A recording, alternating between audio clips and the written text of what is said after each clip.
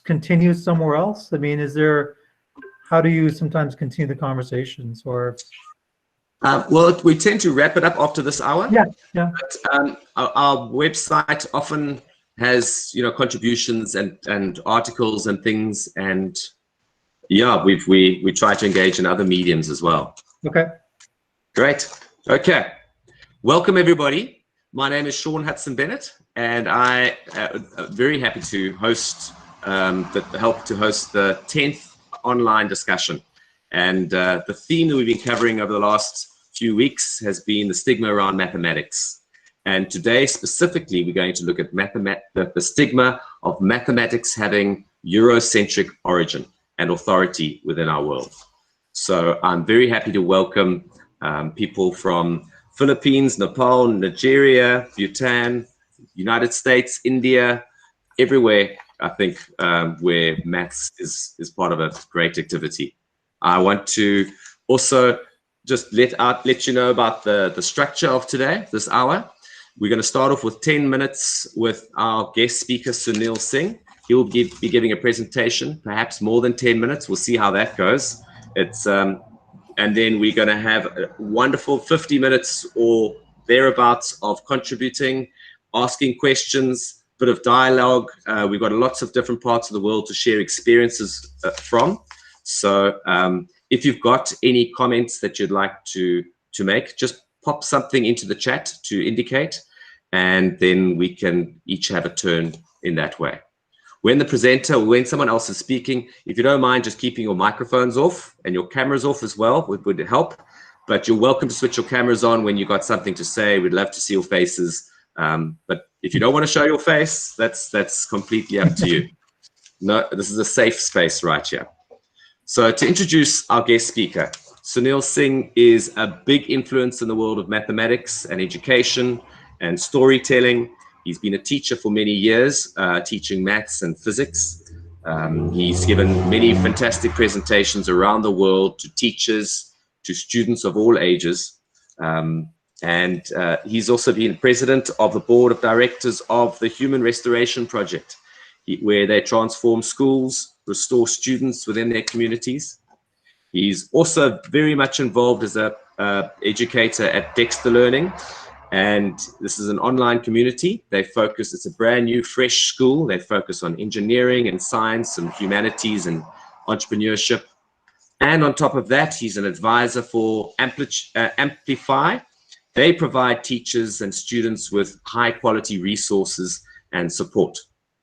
And he's also very instrumental in creating content for Mathagon, which is one thing I've been really excited about this year.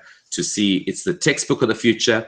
It's interactive and personal and free, and it's called Mathagon.com. So go check that part out. Sunil also takes time to write books, and he's written The Pie of Life, Hidden Happiness of Mathematics. He's also written this lovely book, co-written this book, Maths Recess, Playful Learning in an Age of Disruption. He is currently writing, I don't have it yet. This time next year, I'll have it on my desk. He's currently writing a new book called Chasing Rabbits, A Curious Guide to the Lifetime of Mathematical Wellness. And the foreword of this book is being written by Joe Bowler, who was our guest in our previous online discussion. So it brings me great joy to welcome Sunil Singh. Oh, thank you, Sean. Thank you, everyone, for inviting me to this discussion. I love the fact that we were talking, Sean and I, before we actually started recording.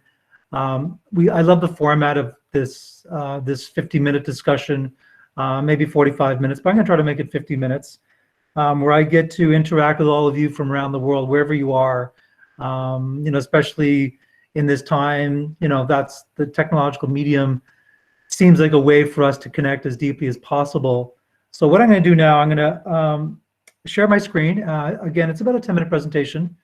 I am speaking, doing a keynote for New York State Math Conference in the United States this Friday. And some of the slides have been pulled from that.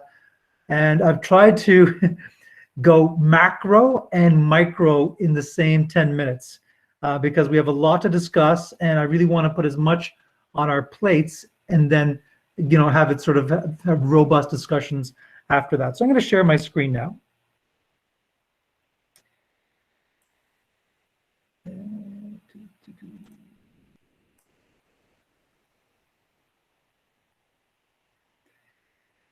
Okay, Sean, I'm going to use you. Can people see my screen? Yes, looks fantastic. Lovely faces. Excellent. Okay, so the first slide is usually very important of any presentation, whether it's a quote, image. There's something that you want your audience to have an emotional reaction, and that's a word Sean said prior to us, starting this discussion. So what I've done is, this is quite random. I decided to find 18 faces. I mean, as many that could fit on a slide, and they are random. And it was funny what I created, because what I'm going to do is, as I read their names, it's important to say the names of the people, the mathematicians, and not have them as faceless, nameless entities, and to see mathematics as a rich collective. So as I go across from the top left-hand corner, you have Al-Khwarizmi, you have Aryabhata, you have Bhaskara, you have my favorite mathematician of all time, Sophie Germain, Agnesi, Évariste Galois, the far end of that first row. Dropping down, you have Genie, the late Iranian mathematician Mirzakhani, Shiji, El-Hathayam, which, he's the one who gave us all the rich exponent laws back almost 900 years ago. Florence Nightingale, probably the mother of data visualization, the work she did. Hypatia of Alexandria, Pingala, Noether, Lovelace, Easley, Brahmagupta, and Uhlenbeck. I'm not reading that off a list. I've done this presentation many times, and I want these names to be familiar. I want, when you look at this picture, you see all the different photographs, and some are just sketches because there's obviously no photography back then. The different clothing they wore, like it's a very intense visual of seeing all the different people that have, a snapshot. And if you notice, I've included, a white male, Évariste Galois. There's other white mathematicians. I believe in the word and, not or, that we have to be more inclusive. We have to add on in terms of our story of mathematics. So one of the mathematicians I mentioned was Brahmagupta. And so this is kind of a macro, I'll give you some mathematicians. So I'm going to go now into Brahmagupta. And I know you see nothing on the screen, right? And I set this up this way, but I realized, Brahmagupta is the one who gave us 0. And yes, there's nothing on the screen. But here's a question we've all done as teachers, and our students do. So the way that we have learned this, the way I think historically most of us teach it, is that we tell the students that the 2 minus signs make a plus. So that 2 plus 5 gives you 7. It's pretty much like that. It's pretty inert. It's a calculation, and we move on. But because I said the word addition, we have to add to our history of mathematics. How about we add 0? Because this is what Brahmagupta did. Because when you add 0, you do not change the value. It's one of the properties of 0. And I really highlighted the 0 with a green.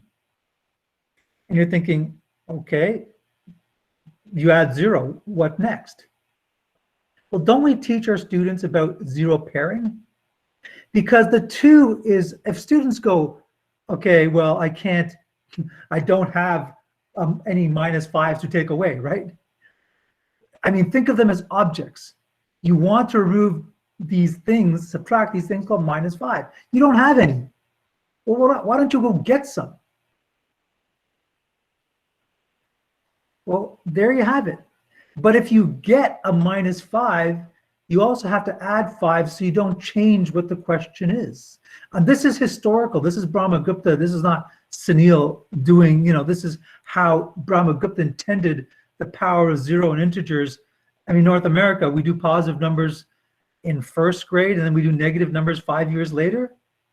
That separation is because of a lost in translation idea of 0 and how positive and negative integers were supposed to be taught simultaneously.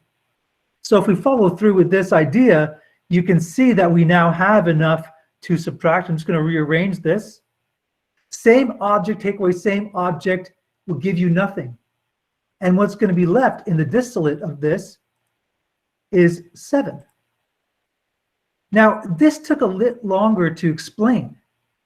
And I kind of, weaved in a little bit of my own storytelling of learning about Brahmagupta. But that's what, I mean, if you want to make the deepest connections, you have to tell stories. That's a quote from the Harvard Business Review. And this gets students also thinking about mathematics at a deeper level in terms of what's happening below the surface. I'll do another sort of micro level question. This is one I've done in workshops. There's actually 8 steps in this picture. I wanted to find, 8 steps specifically, and it's specifically which has this sort of kind of architecture. You can probably notice maybe what part of the world is from. The question is, how many different ways are there to get up these 8 steps? And what do I mean by that? That you're allowed to take 1 step or 2 steps. So yes, you can start writing out all the different solutions like 1, 1, 1, 1, 1, 1, 1, 1, and then the second one where you do a jump of 2. That's a different way to get up these 8 steps. The key thing is it's got to add up to 8. But you're allowed to take either 1 or 2 steps. There's also 2, 2, 2. If you were to do 2, then 1, 1, 1, 1, that's a different way to get up the steps. So how many different ways are there, right? And you could do by brute force, and you might probably get all of them except 1 or 2. Might do the same one over again, but there's got to be an easier way. So you always take baby steps, right? Start with 1. There's only 1 way. With 2 steps, there's 2 ways, 1, 1 or 2. It gets seems trivial in the beginning, right? With 3 steps, there's 3 ways to get up: 1, 1, 1, 2, 1, or 1, 2. Things get interesting at 4. There's 5 different ways to get up these 8 steps. I'm sorry, I realized that the 5 should have been under the total. And with 5 steps, there's 8 different ways. So now some of you might be recognizing the sequence of these numbers. The next one's going to be 13 for 6 steps. And you're going, oh, this is Fibonacci, right? Fibonacci sequence of the rabbits. Fibonacci didn't discover the Fibonacci sequence or this patterning.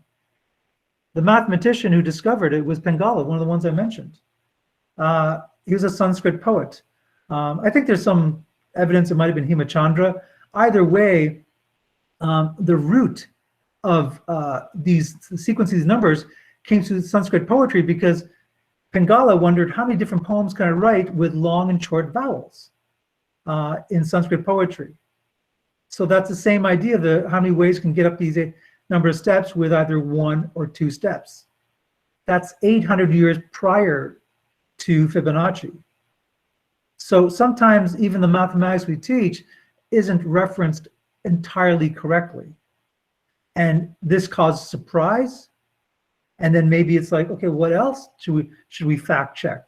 And it creates curiosity, not just among students, but for teachers as well.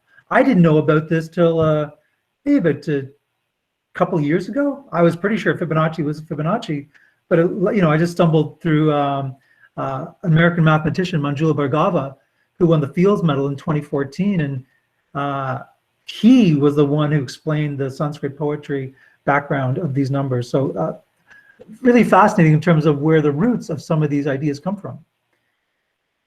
I think some of you are familiar with maybe this passage. This is a book, or maybe not. Usually when I do this, sometimes I show the book first, and then I choose the passage, and I flip back and forth. But it's heavily marked up. I mean, this is my own personal copy. And so you can see that, I've marked it up like any teacher does with a very interesting book. And I haven't given the title of the book. Some of you may recognize it, but the first sentence, interest in history marks us for life. That sentence could be the opener for any kind of book which deals with any kind of history. And if you go on and read some parts in the passage, I circle the part, it excites our curiosity, right? It excites our curiosity when we have this interest. And there's things like identity get fleshed out as well. So where is this from, right? It's from a book called Crest the Peacock. I have all 3 editions. And this passage by the author, George Givergisi Joseph, is at the end of the book. It's near the end, and I pulled it out, and it really encapsulates the spirit of mathematics that has been done collaboratively and collectively.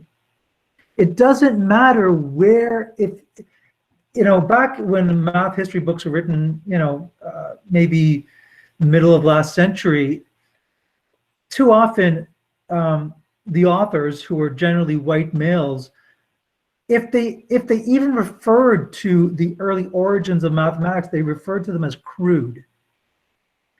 Well, every society that has learned mathematics has learned it for its uses, whether it be for the practical, if it's a hunter-gatherer tribe culture, the way that they use mathematics, they're not doing STEM careers at that point, as I speak sarcastically.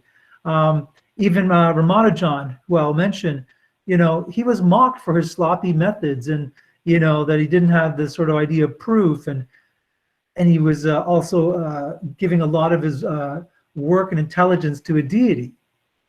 Well, that's a Western perspective. If there's a spirituality element of that, why a person or a culture or a race explored mathematics, then that is perfectly fine. We should be inclusive of all the different purposes of mathematics.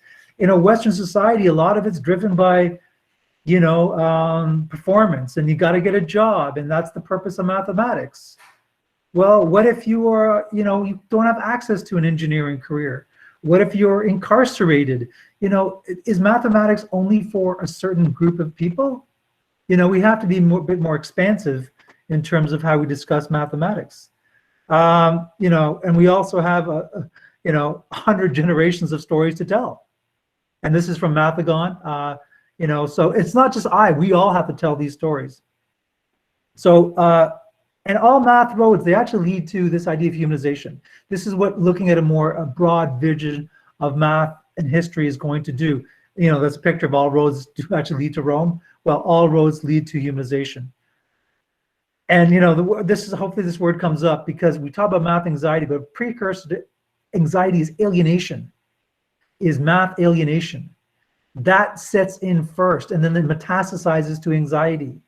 And that word in the previous slide, belonging, is the antithesis of alienation. We need our students to belong in the classroom.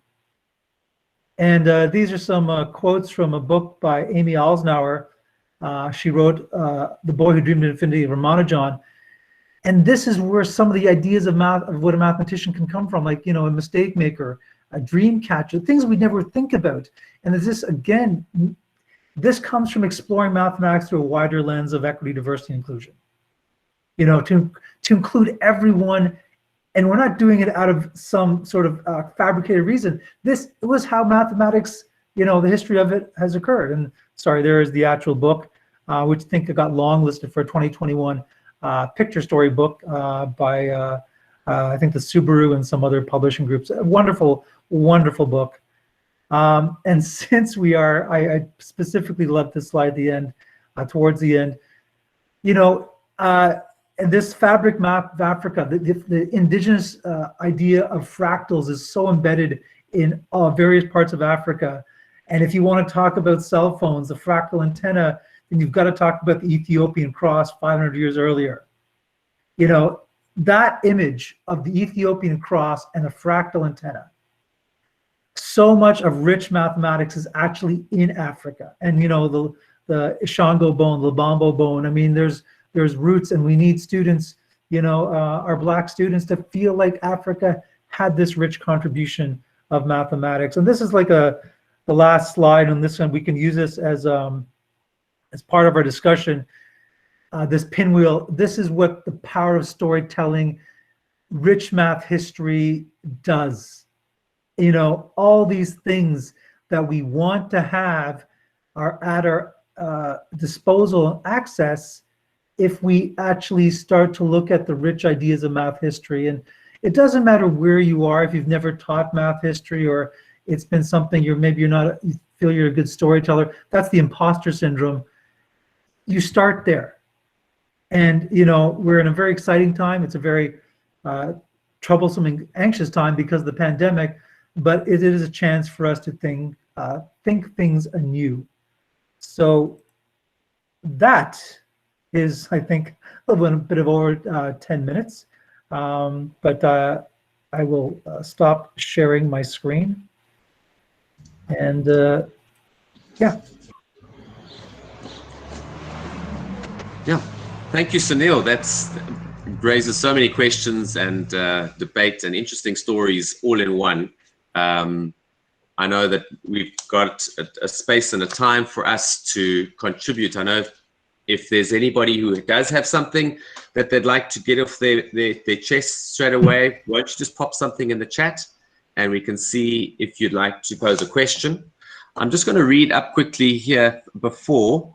Someone mentioned that they'd love to get a list of the names. I don't know if we can send that. I know that there was lots of names to put down at a later stage. Perhaps we can maybe send those names off, because it's very valuable to each one of those names. Has got layers and layers of story we can get into. What I can do is, I can forward the presentation slide deck to you and include in the notes all the names of those mathematicians. Great, that'll be fantastic. And I think we also plan to present this discussion on our website as well, or at least parts of it, and very happy to do that as well. Lord Lena also mentioned something here about many parents believe that only kids will be good at maths whose parents were good at maths. And I think, to tie in with what we're talking about here, for me, it's very much the question of who is good at maths. Whether it's your parents were good at maths, that means you are good at maths, or whether it's a nation of people are good at maths or not good at maths. A lot of parallels we can bring in there, because some students feel they're not good at maths for whatever reason. And that's global, that's historic. If I could just color that sort of statement a little bit, because I did talk about it in the Math Recess book. A lot of times, especially my friends will say, my kids must be good at math because I'm good at math. And, there's a lot of assumptions made because just of what I do for a living. And I say, when you say that I'm good at mathematics, do you mean K to 12 mathematics? Because then I'll say, okay, I guess I am. But if you want to talk about the large, broad range of mathematics, there's right now 500 unsolved problems in the world in maths, which no one knows how to do. So I only know about 0.001%, maybe add another zero, of the math knowledge in the world. So one of the things I said, that what's maybe more important than being good at math, and I changed the preposition, is to be good with mathematics, to be comfortable with mathematics. In terms of whatever that it's going to throw at you, whether you can solve a problem in 5 minutes, or whether you can solve a problem in 5 days, or whether you couldn't even solve a problem. Can you be comfortable with the concept of everything which math is? And again, we're all guilty of getting things right, and we feel good about it, but there's a lot. I think Joel Bowler must have spoken about this. There's so much richness in failure. I think she shared that visual of that sort of, the valley before you get to the answer, all that sort of amazing human stumbling, fumbling, bumbling kind of thinking which goes on, which is this is what we're all capable of failing. As we all these foibles and faults, and with math, I don't feel bad because that's every mathematician that's come before me, and I'm not even close to the mathematician they are, but I feel good because that's what they experience as well. Yeah, very comforting to know that there are other people who make mistakes, and we're not. No one is perfect. Lord Lena is making some good comments. I don't know if if I'd like to invite you to switch on your microphone to speak. You're very welcome to. Let me just read what he said here. He said, thus relating to maths to genes, telling kids that math intelligence is based on genes is often a reason that gives rise to math stigma in kids. Absolutely. Absolutely. And I noticed my nieces and nephews are all in good maths like me, but the parents were not, which does not validate the stigma. Yeah. Well, and that's part of the problem in the United. There's just recently the Gates Foundation, Bill and Melinda Gates. They gave $1 million challenge every 8 to 12 months. They have this $1 million challenge. The last 3 challenges have actually been in Africa, dealing with women's health issues. And in October the 8th, they issued a challenge for Algebra 1. Which is this gatekeeper course in the United States that we need to get rid of it. We need to reimagine it. We need to have it more equitable, accessible, all these things.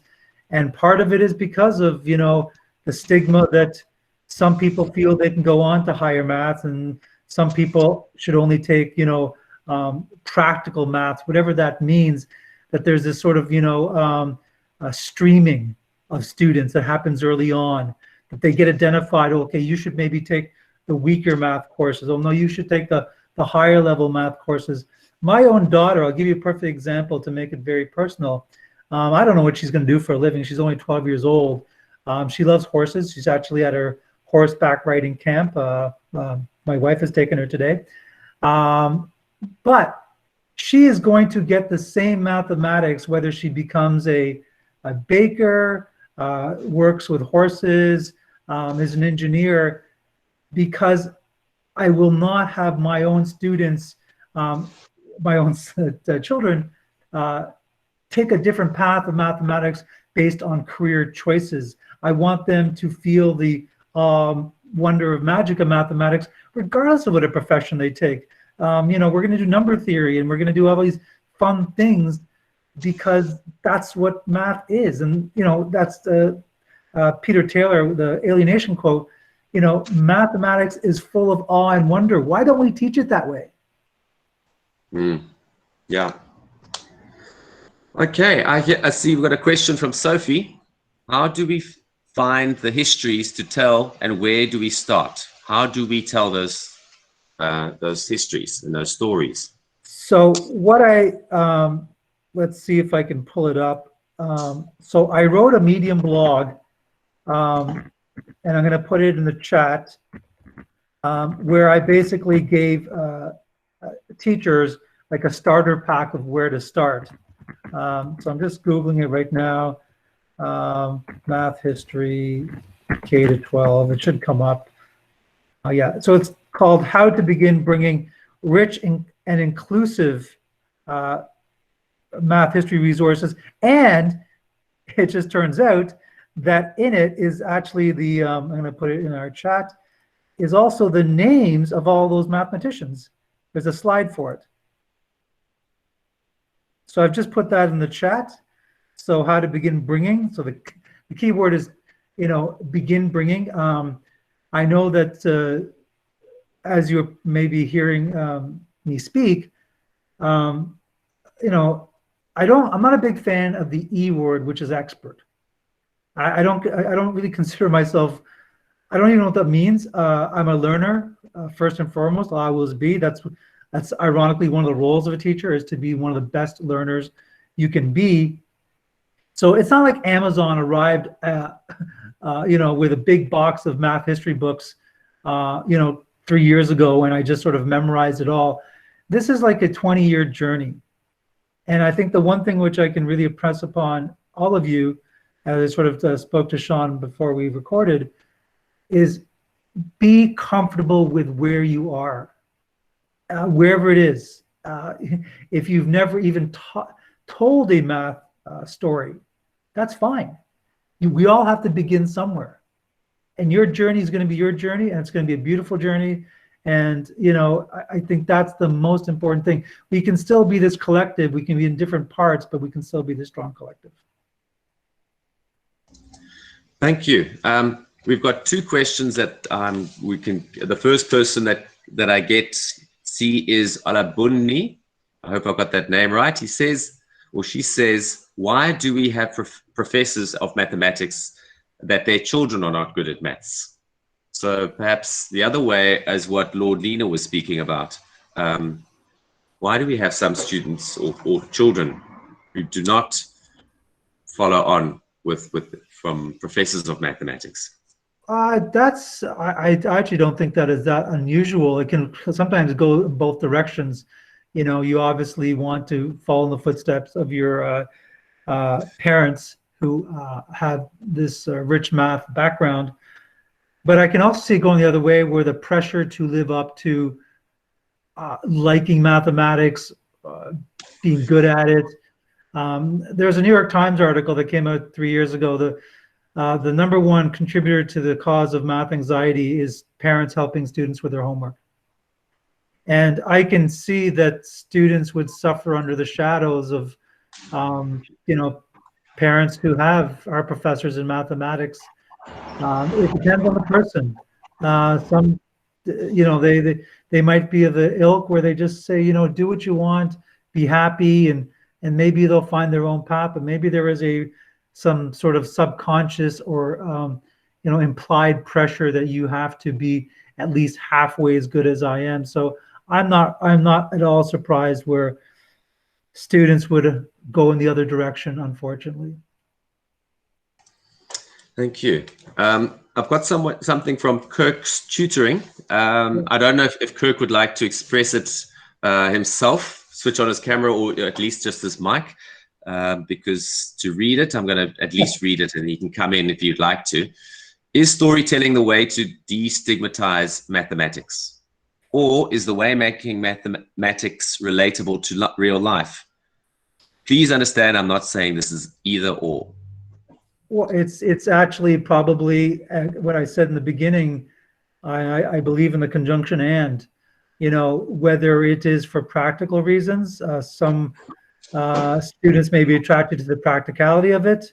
Some students may be attracted to the dreaminess, artistic part of it. But again, Peter Taylor, who I referenced, he's in like 3 departments at Queen's University in Canada here. And he's also teaches a course called Poetry and Mathematics, where he basically compares lines of actual poetry to lines of mathematical proof in terms of showing the parallel ideas that occur in poetry and in mathematics. So if somebody is smitten by the poetry of mathematics, that's wonderful. If somebody wants to become like a statistician or is smitten by all the statistics in sports, that's amazing. We have to open up more doors. Just because we open up a door doesn't mean we close one. We keep all the doors open. And really, this is trying to really, in the end, showcase. That's why, going back to the book, Crest the Peacock, the crest, the peacock, has all these beautiful feathers. And I think metaphorically, they mean all the different purposes for mathematics. All right. And then we have Shogo Fatso Bridget Lope, who says, another biggest contributor. And again, I invite you, if you've typed something in, I'm not going to pressure you, but you're welcome to switch your microphone and your camera on. But let me read what she says. Another biggest contributor to the stigmas of mathematics is teachers. If students are encouraged to be to their best in mathematics and told that they can do well in mathematics, they would improve. But sometimes educators tell students that mathematics is difficult. That's true. Yeah. And even the pass rate is low. That's not encouraging and does not instill a positive mindset. If they struggle with maths, they don't do their level best to improve because they're told that mathematics is difficult. Yeah. I think it's echoes what's been said. And I've seen, sadly, many teachers take the pride of the fact that that maths has a difficult reputation, and only the cream of the crop, so to say, are eligible to get through. And that's global. That's a global sort of history of math education. And I think we had this conversation prior to recording, where for me, one of the biggest issues with mathematics education in terms of its stigma and some of the things that we've talked about and the participants have posted in chat, is there's some ego involved in mathematics, that you always have to be right. You always have to be one step ahead. You should always be more clever than your students. It took me a long time to realize this, but the most enjoyable parts I had in my teaching career were at the end, where I couldn't solve a problem right in front of my class. That disarming moment, the first time it happened, I remember, wow, I wish I had more of these moments. I had lots of moments where I had perfect explanations, clear, concise, wrap up everything like a nice Gordian knot. Every question seemed like well choreographed to keep the lesson moving towards the correct solution. It was such a linear path, and math is messy. Math is, it's like those Escher prints, though, that staircase where it goes all over the place. Like that's how we talk when we have conversations. And sometimes you need a Socratic lesson where you need like A to B to C to D. But quite often, if you're having students to explore mathematics, you just have to give them the problem, get out of the way. And wherever they take it is wherever they take it. And if you want to put the timer on, like they have to get the answer right in the time it takes to boil an egg, then we're doing math all wrong. Because that's not the way it was done prior to education. It took 352 years for Fermat's last theorem to be proven. Like every great mathematician, including Sophie Germain, who was, by the way, the first mathematician to propose a general solution to Fermat's as opposed to specific exponents past two. That's the perfect example. Like that should be like a template of like how slow things move. And with that slowness in thinking, to slow it down, to ponder, that's when you start to actually get the richer solutions. Yeah, absolutely.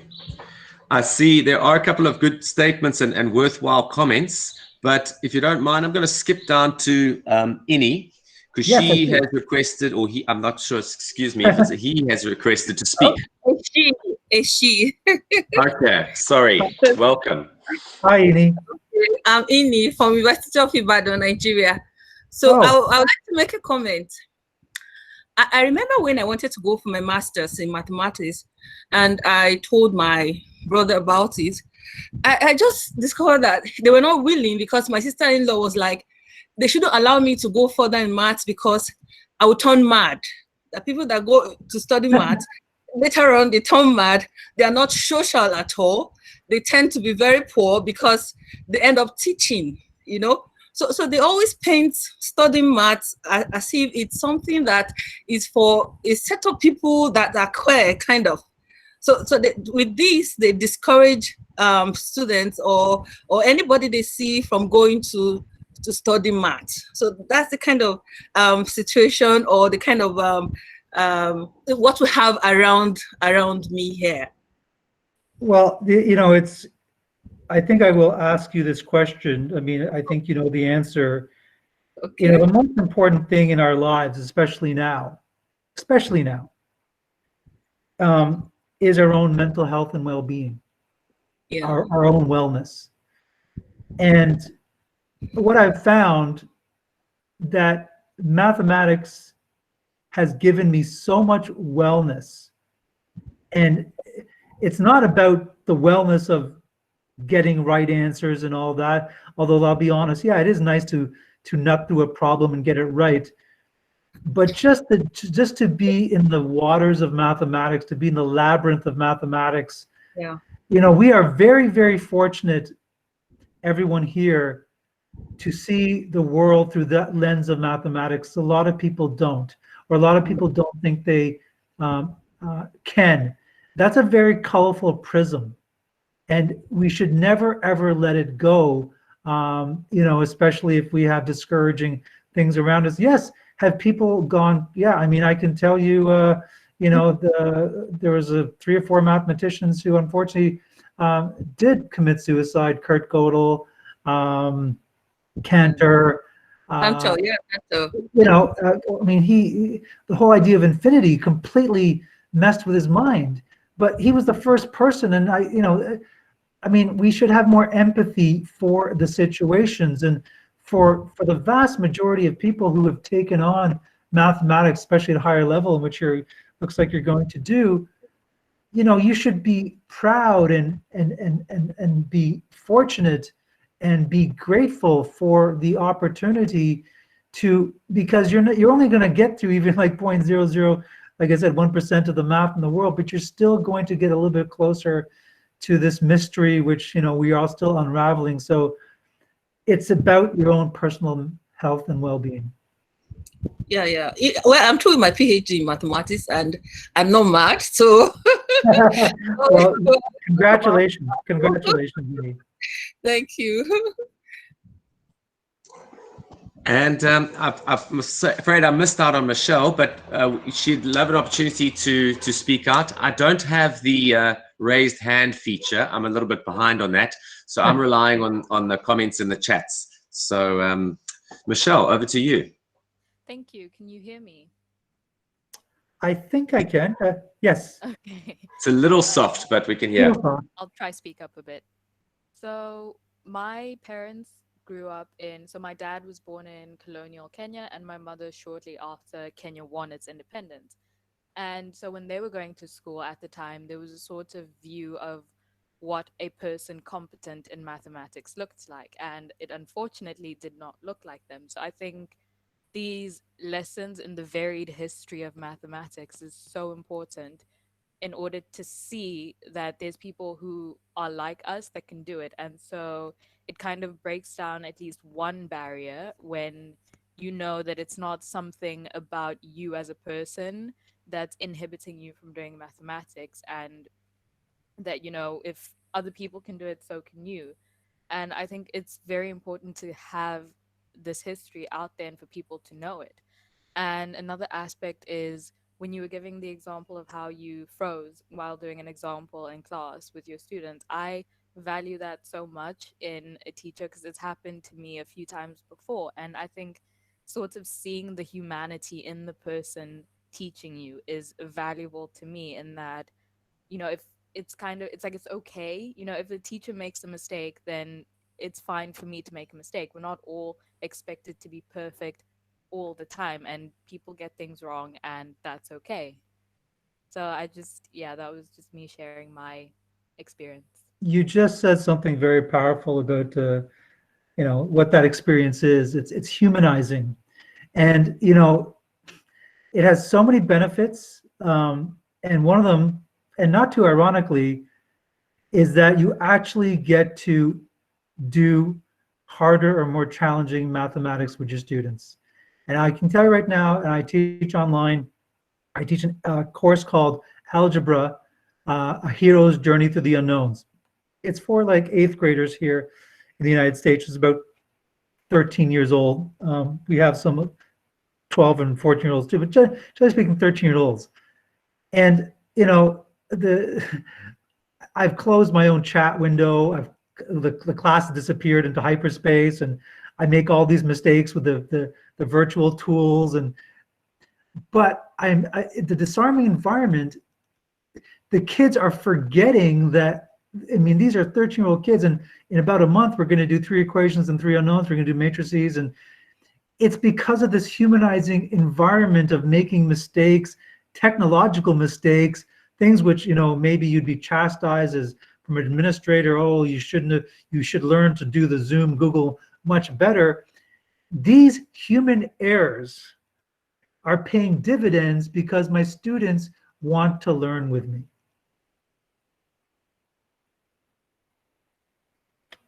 Yeah. Okay, thank you. I do have a comment here, which is quite valid within from Alabuni again. She states, why do we have few women in mathematics compared with other natural sciences? Does the gene of a woman have any impact on this? How do we encourage more women?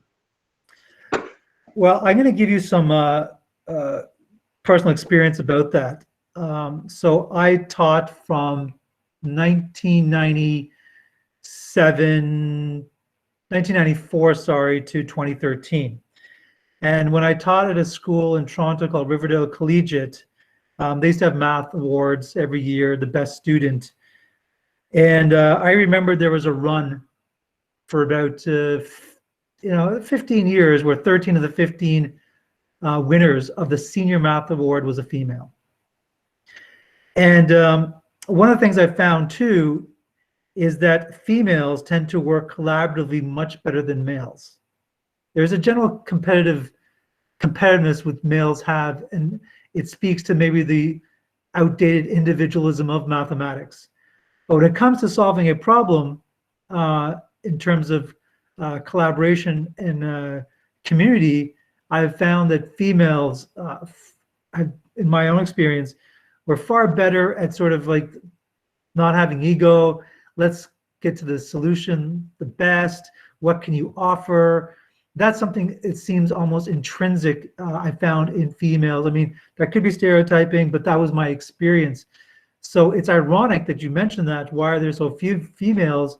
I think it's getting much, much better. I mean, historically, there haven't been a lot of females that we know of. I don't know if you know the story of Sophie Germain. It's one of the few stories that I do tell. And I'm not going to tell the whole story here just for time reasons, but she interacted with Gauss, and she did her mathematics under a nom de plume, Monsieur de Blanc. And she was completely, her and Gauss were around the same age, and she was completely smitten with Gauss's work, which came out in 1798, a Discourse in Mathematics, which is all his arithmetic stuff. Maybe I got the title wrong. And then, basically at the end, she confides to Gauss, look, I'm not the person you think you are. My name is Sophie Germain. And he writes back the most astonishing letter. He basically says, you must have, the superior genius, noble courage, because you explored mathematics through all these obstacles in our society. That's back like in, early 1800s. Gauss, probably one of the greatest mathematicians ever, telling Germain that you, because of the difficulties you have gone through, must possess superior genius. That letter should be the inside of every textbook that students see. So I think the stigma is getting better, and I think that there is no such thing as males, females, genes, that kind of stuff. I think it's about encouragement. I think it's just about a whole other societal factors, unfortunately, which tend to keep playing out generation after generation. Thank you. There's one comment I do want to give a bit of on the spotlight is Colleen, and you're welcome to share your experiences if you want to switch your mic on. She says she's from Durban, South Africa, and the Black Lives Matter movement has opened many discussions at her school that were a long time coming. I needed to take a long look at how the students of all races in my class could feel proud of how their peoples were part of the history and the development of mathematics.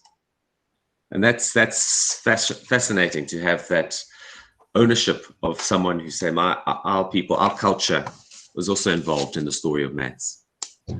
Well, I'm glad Sean, you shared that comment. And the Black Lives Matter movement, which again is been going strong in the United States, but obviously has spread to various parts of the world. And the discussions that we're having now, and I'm having, continue to have with lots of educators in North America. And I just made this post on the social media, on my own Facebook page and Twitter page. Our discussions have to start with anti-racism, not end with it. As uncomfortable as that position may be. You know, there's a great quote by one of my principals, storming before norming. Like, you're going to have bruising, difficult conversations. And that's okay. That's just the nature of, you know, of humans. But, you know, one of the things that we tend to do, talk about mathematics, oh, we want resilient thinkers. And, well, even saying that word has some problems if you have a student in your class who comes from poverty. They're exhibiting resilience every day, just showing up to school. And now you're going to give them a kind of a classist version of resilience through probably, pardon me, through probably a Western idea of mathematical resilience. That's part of the inequity. And there's a lot on the plate right now. And it's again, I think the best way to do it is to say, you know, set our Northern Star for the discussions after, whatever comes after anti-racism. Don't have that as the goal. Start there, difficult. It's like pulling a Band-Aid off really quickly. Yes, it hurts. It hurts. Doesn't matter, you know, what side, where you are on this, but it's the best way to have these healing conversations. Yeah, it's not, people don't naturally think as a maths teacher, this is where we should discuss human social issues and racism.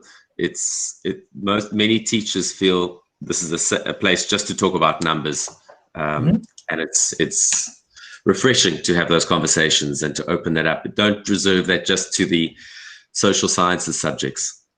And you remind me of a comment. I was giving a presentation in Austin, Texas, for the South by Southwest Edu, which is a very famous conference in 2020 is maybe lose track of my time, but I think it's 2019. And after my presentation, which was a format like this, it was a 5-minute presentation and a campfire kind of discussion. And one of the teachers came up to me, Patrick Duffy from Minnesota, the male, white. First comment to me wasn't like, Sunil, thanks, or that came very quickly thereafter. I'm pretty sure he said right to me, to my face, mathematics is racist. And there was so much power in that statement of a white male educator who understands his own privilege, his own entitlement, all his histories, to come to that conclusion and to be an ally in these discussions. Yeah, it's a big revelation for many people to come to that conclusion. True. Yeah. Olambunmi, I see you've got your camera on. Does that mean you'd like to say something? You're welcome to if you'd like to, but no pressure. She's on mute. Her lips are moving, but she's on mute. Oh, we can't hear you. Okay, thank you. There we go. It was my father that encouraged me to know mathematics. So the parent is very important even in this discussion. If the parent can encourage their children to know mathematics, then the children will be able to know it. Because even the teachers may not be encouraging. Some teachers are struggling even to teach mathematics. But if the parents could teach the children mathematics right from home, then it will go a long way. Thank you.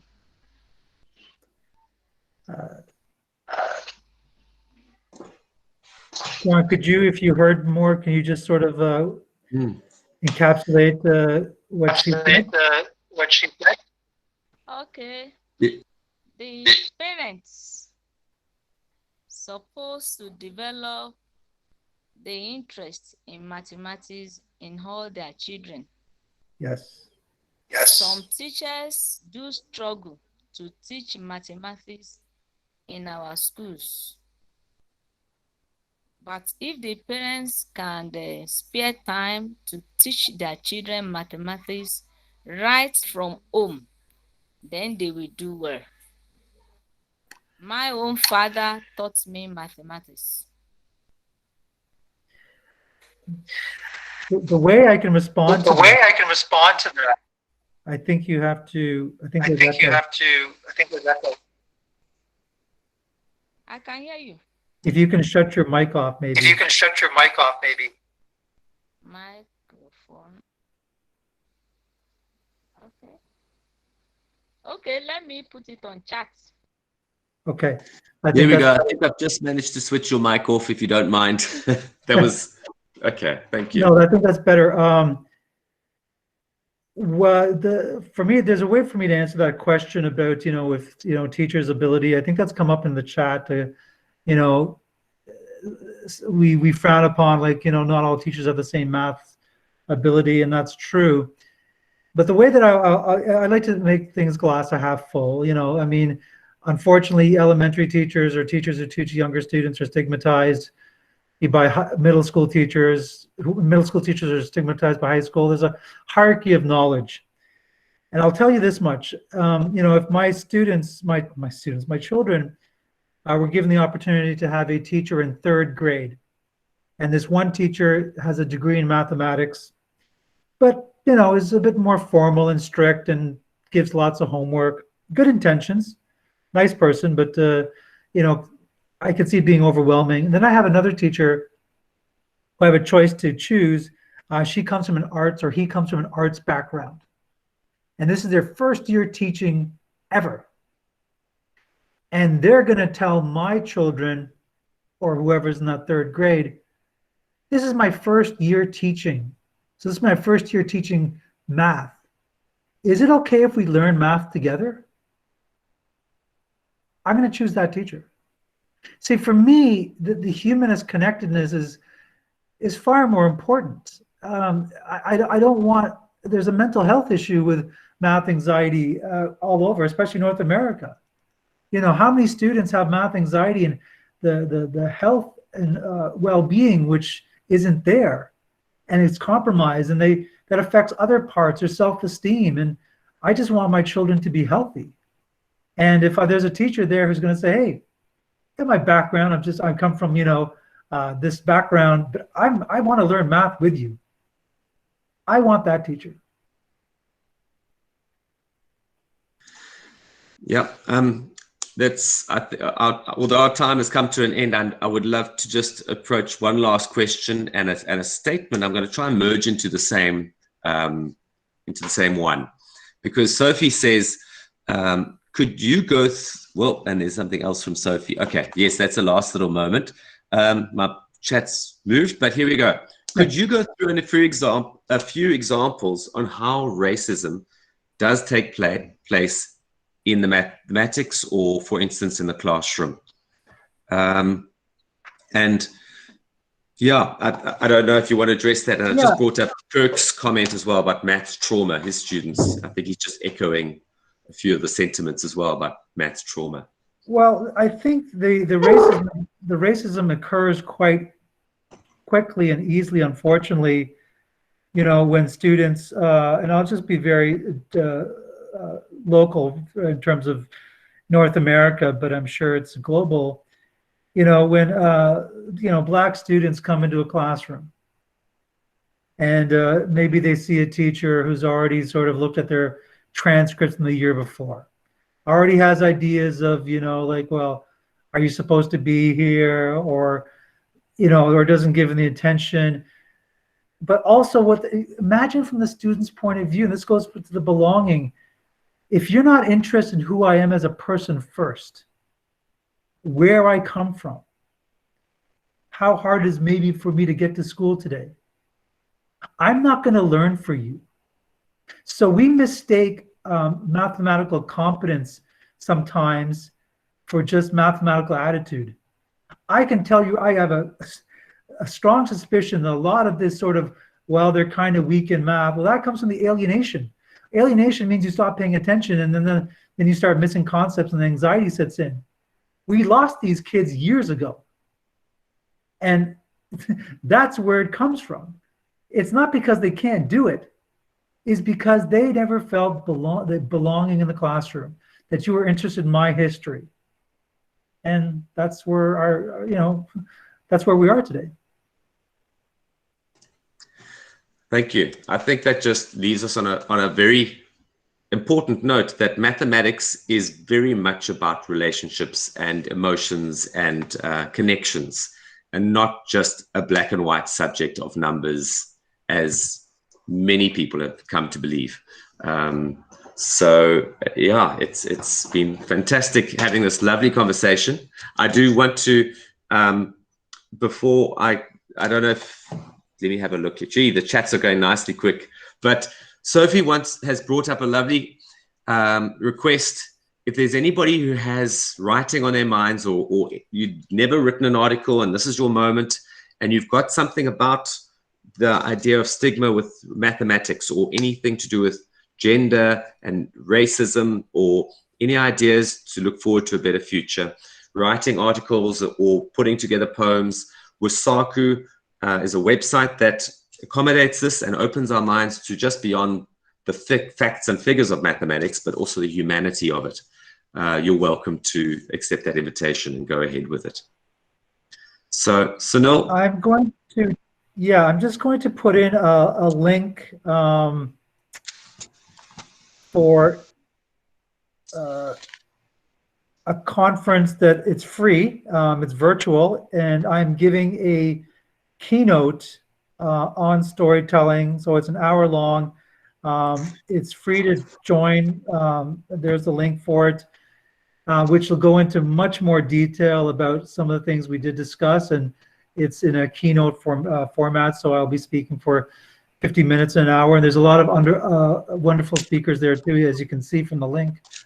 Some of you might know, but if you want to continue the conversation, I've left my email and my Twitter handle if you're on Twitter, and that's the most important thing, is to have these conversations continue in as many different threads as possible.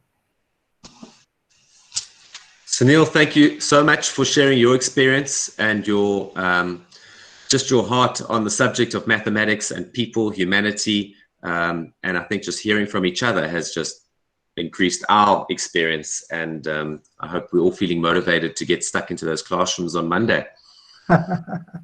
Well, thank you so much, Sean. This has been a wonderful sort of experience of having this discussion from so many different people, especially a part of the world, Africa, which normally wouldn't intersect, and just to get perspectives of what people are going through in various, whether they're teachers or pursuing degrees, and just some of the stuff I've been reading in chat. So thank you so much for inviting me, and I hope everyone stays safe and stays well.